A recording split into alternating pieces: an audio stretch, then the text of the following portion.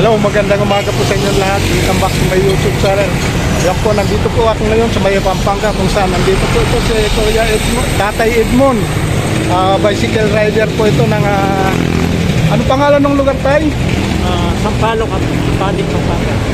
Taga Sampaloc, Apalit, Pampanga si Tatay. So nanggaling po ito ng Kulilan. Lumampa po siya ng Malolos, Baraso and Shorts. So ngayon medyo pauwi na siya at stopover muna dito sa may waiting shed na ito. Ito po, ayan, waiting shed na ito. May tapat ng Tatso. Yan, tapat na po ng State University. ayun, yan. Tapat lang po ito kung saan nandito po ito na pinakamalaking solar panel ng Apalit. Yan po sa likuran namin, no. Napakalapat po ng solar panel niya. Yan. Si Tatay Edmond po ay 68 years old. Dati pong siyang seaman. So ngayon, Tatay, ilan ang naging anak po natin tayo? Dalawang anak ko. Dalawa po. So puro professional na po ito, no? Yung isa, tapos na yung isa graduate. Ayun. Sumaya po na po kayo ngayon, tay. Maya po na po kayo, Tatay. Wala pa, binata pa rin yung dalawang anak, lalaki. Wala pang mga Mga binata. ko nagtatrabaho na.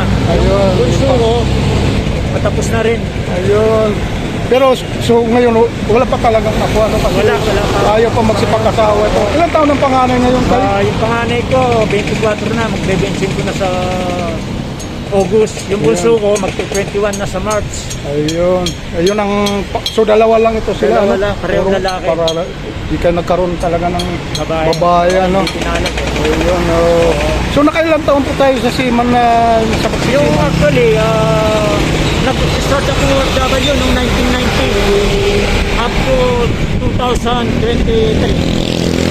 Saan po bansa ito, Tatay mo? Nung una, sa Saudi ako. Saudi po. Ilang taon po pa tayo doon? Bali, umabot ako ng 9 years doon. Yung 1 year, yung 4 years ko, seaman ako, pero Saudi lang.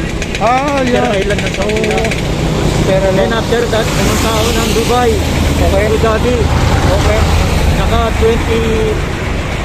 22 years ako sa Dubai. Tagal, ano? Dito nakaipon din po tayo dito sa ano bang na-invest natin? Nakaipon ako yung mga college plan ng mga anak ko. Napaaral. Napaaral. Inipunan ko yun within 5 years. Okay. Tapos, nabili ako ng housing lot ko. Oo, para tayo ng sariling bahay, ano? Oo, dito may bahay na. Pero pinalagyan ko na lang siya ng taas ng kapit lang na lang. So itong bahay naman na na-invest mo, ito ngayon ang pinitirahan Yan ang nila. bahay natin. Ayan po mga kababayan, mga idol. Tatay mo talagang kahit paano may napundar. May napundar. Ah, Sa mga anak ko, sa pamilya ko. Kaya ako nag-abroad kahit pamilya lang. Tatay, tatanong ko lang sana kung anong pinagkakabalahan mo ngayon o anong saan ka kumukuha ng pang-araw-araw na Sa ngayon, financial? meron akong SS na pension. Business pension, ano? Business, wala. Wala akong naipundar na business dahil doon sa lugar namin. Sumaasa ka lang ngayon sa pension. Sa pension at saka Sa yung mga anak mo. monthly allowance na trabaho. So, may binibigyan ko siya Kaya ng kahit ang paano. bali pastime ko ngayon, pag may time ako every Ayan, Saturday, yan po ang ginagamit ni Tatay nagra-ride ako. mo. Yan po. nagra-ride sa bahay, minsan nagpipintura, nag-aayos sa bahay. Yan ang pinagkakabalang So yan po, ito po mga kababayan, mga idol, ang pinagkakabalan ni Tatay pagka tuwing araw ng Sabado, siya ay nagra-ride ng medyo may di man kalayuan, yung kaya lang po ng kanyang resistensya. Kasi sa edad ni Tatay Edmond na 68 years old, bibihira na lang po sa ngayon ng ganitong kapapawis o lumalayo sa mga lugar. So kung mayroon man siya sana, naghahanap siya ng maninindruhan ng mga grupo ng kung mayroon man sana, magninindro ka sana. mayroon ako na yung 50 pataas. Oh, may yeah, grupo 50 na plus. ganun, pwede ako Oo. mag-member. Para mas maganda kung maraming kabanding ano. Isang kasi mahirap yung solo ride. Oo, ayun Yan pala. lang din. Tsaka hindi ka, pag may mga kasama ka, hindi ka iwanan eh. Halimbawa may mga trouble, mga naputasan ng kulong. Hindi tayo na lang. Kahit solo ride ako, kapag Ayan. ako'y pagod, Oh, Pag yun. nakakita ako ng tindahan, o kanto, naniniwa ko, inom ng tubig, Ayun, yun. rest, then biyahe ulit. Ayan, yun ang Yan ang kuwan lang istorya ng kwento ng tatay mo. Buhay ni tatay mo. So ngayon, tatay, anong pinagkukunan mo ng lakas ito sa ngayon? Eh, lang pinagkukuha ng unang lakas kayo. Eh, siyempre, unang-una, bigyan ng lakas ng Panginoon. Yan. Sa pamilya ko, wala akong anak. Kaya, nagpapasalamat ako. Hanggang ngayon, malakas pa rin ako. Walang nararamdaman sa awa ng Diyos. Si Tatay Edmond, napakaswerteng dahil hindi kamukha siya ng ibang mga 68 years old na senior na kababayan natin. Marami na nararamdaman. Oo, may mga maintenance na po sila. Pero si Tatay, wala siyang minimitin na gamot ngayon, kundi yung pag-exercise. Magising sa umaga. Every day siya nag-exercise.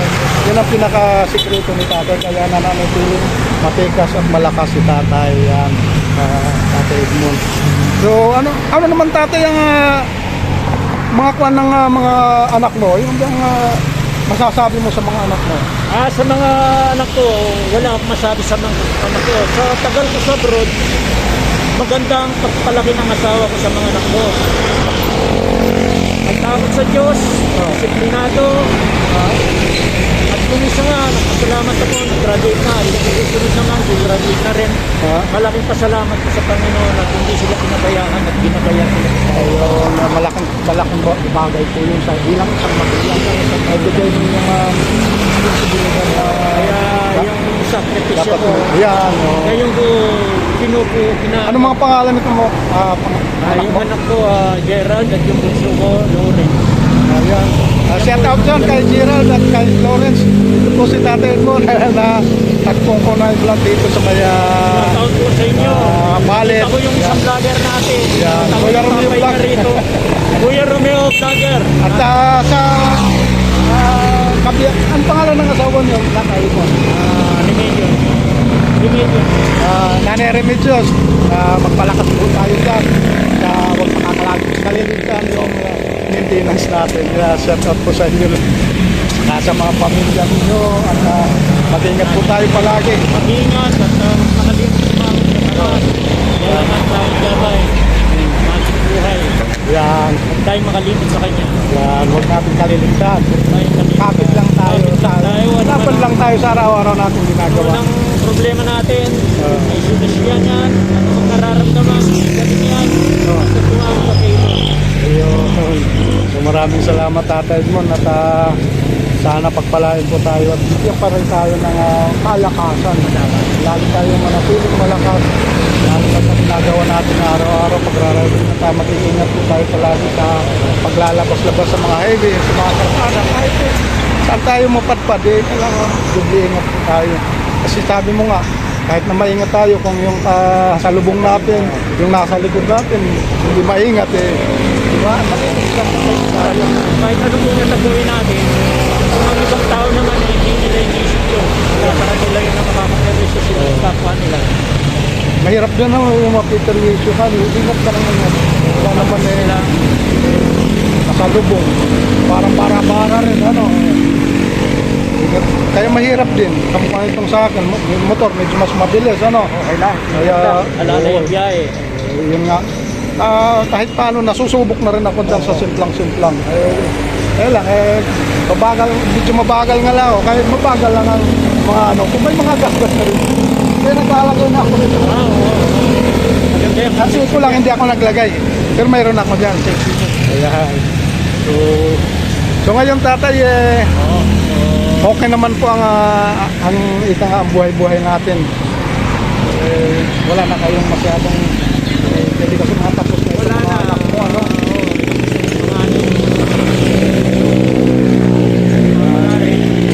Kaya pasalamat na rin tayo na mayroon tayong mga naging nabiyayang anak na dalawa na masipag mag-aral hanggang sa makatapos at masipag din maghanap ng trabaho. Parehas na itong may trabaho na itong dalawa na ito. Hindi, yung puso ko, pag-graduate na rin. Pag-graduate Yung na panganay lang. ko rin tatrabaho. Yan ang may trabaho. Oo, yung panganay. Ayun. So So, masipag. Napakabait na bata. Mabait. Dalawang anak. Ilang taon na siya? 25? 24 siya, pero mag-25 na sa August. Ayun. Yung isa, 21. Pero buti nga naisip niya yung isa nga yung future ng pamilya, no? Parang gusto niyang mapaglukuran muna bago siya maghanap ng kanyang kadiyak. Yan na. Iba lang, parang pagkatapos na mag-graduate, mag-aasawa na. Wala siya. Parang ganun. Ang ginawa niya, pagka-graduate niya, nakapag-apply siya, sa awa ng Diyos, natanggap siya. At wala pa siyang planong lumagay sa tayo niya. Kasi siguro, gusto pa niya pundar. Sa pagtulong. Kasi pagtulong sa magulang, nasa Makatulong, number 1 yun. Okay. At siguro, naghahanda pa siya para Nag-ipon yun. Ayun. Kahit paano, maganda din talaga yung papasok ka sa isang bagay na stable na siya. handa ka na. Stable siya. O stable job na. Tawagin. Dumating ang time na Para hindi dumating siya yun. mahirapan, makikip. Kasi karamihan sa mga pumapasok sa kanyang bagay ngayon, they are nagtatagal dahil kasi natin number 1, Kasi wala nga yung permanenteng trabaho. Yung iba gustong magtapos, hindi kaya ng magulang, Ayun, isa pa yun. minsan. Depende pa rin, minsan gumagawa ng paraan yung bata. Kung talagang gusto makapagtrabaho, mag-working student siya, makatapos. Nasa tao rin, nasa bata. Oo, magagawa pa rin makapagtapos kasi mag-working na. Porsigidong Sige, ito siya matapos. At kung may pangarap siya sa buhay. yung career niya talaga, gagawin niya talaga. Hirap man o gagawin niya. Kasi mahirap. Ika nga working student ang tawag ko. So yun po, maraming salamat na rin po at meron tayong mga anak na gano'n. Ako gano'n din. Hindi man sila nag-working pero sa pamamagitan ng pagkatricycle ko, 5 yan sila talaga tinaguyod ko. Medyo magkakaiba lang ang storya ng buhay. Pero ganun pa man, dahil sa kwan nga tayo, ito nga, malapit tayo sa Panginoon. Ano tayo, tinutulungan tayo. Kaya nga, huwag lang tayo lalayo sa Kanya. Diba? Kapit lang lagi. Ayan. Sabi mo nga kanina, lahat ng hiniling mo, ibinigay na. No? Ngayon ko lang nalaman at maraming salamat na rin po sa sinabi mo. Nabaklaran ka nga kung humihiling. At marami na rin ako narinig doon na maraming namamanata din sa lugar na yun. Yan. Yan po mga kababayan, si Kuya Edmond. At ako'y nagpapasalamat na rin po na sa kanyang pag-share sa kanyang buhay. At siyempre, sa mga kaya babayan natin na sana nagsilbing inspirasyon si Tatay Edmond sa pag-share ng kanyang kwento ng buhay. Yun po, maraming salamat po sa inyo lahat. God bless po. Maraming salamat sa mga kapatid natin OFW dyan na lagi nakasubaybay sa aking mga video. Thank you very much.